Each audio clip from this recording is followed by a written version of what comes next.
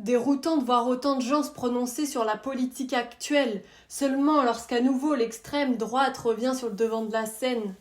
Consternant que les visions soient réduites à cette info alors que c'est l'ensemble de la société qui saigne. Qu'on en parle en bien ou en mal, du parti de la haine, on en parle quand même.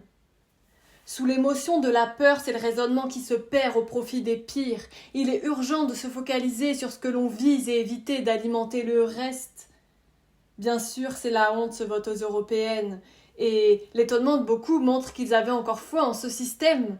Un système, une façade, un semblant démocratique pour satisfaire les uns et opposer les autres. On parle bien des règles politiques d'un pays qui contribue par la vente d'armes à l'extermination de milliers d'enfants et d'un peuple tout entier, en tenant seulement compte d'un territoire parmi tous les autres touchés. On parle d'une démocratie encore dans un pays qui interdit de manifester pour protester contre un crime contre l'humanité, contre un génocide en cours.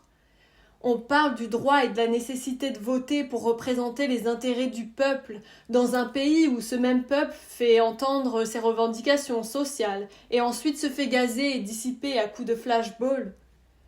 On parle de conscience politique pour aller voter dans un pays où la montée de l'extrême droite sert à la majorité en place. On parle de démocratie, de liberté d'expression dans un pays où faire une blague sur un sioniste à l'initiative de crimes de guerre te fait perdre ton emploi. On nous parle de faire barrage au racisme, donc on nie actuellement qu'il existe. La France laisse mourir des enfants dans la Méditerranée. N'est-ce pas suffisant pour dire stop à ce gouvernement? Pleine confiance, se croit tout permis et nous prend pour des abrutis. C'est peut-être le moment de montrer que c'est fini. Quelques exemples d'une longue liste pour élargir le champ de vision, mettre la lumière sur la réalité et sortir des croyances érigées en vérité et sortir de cette naïveté démocratique. Le système dévoile de plus en plus ses failles, ses incohérences et ses actions destructrices, et pourtant on dirait que partiellement l'aveuglement persiste. La démocratie, une illusion qui aide juste à manipuler les esprits, réduite à un simple outil. Pourquoi se révolter seulement pour le résultat d'un vote et non le fonctionnement du système tout entier?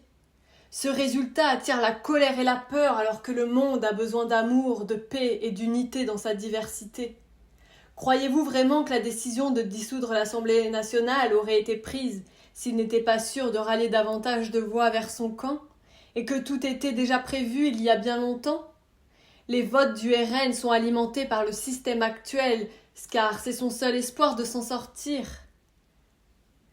Il faut empêcher le méchant de gagner à tout prix. Ouais, et pendant ce temps-là, le diable au visage d'ange peut continuer ses vices. Alors évitons de reproduire les mêmes erreurs sans les analyser en profondeur, car l'horreur est déjà là. On nous parle de civisme dans un régime néofasciste. Il suffit plus de retirer les œufs pourris du panier, c'est carrément le panier qui est à réinventer. C'était NJ, Slam d'actualité. Peace.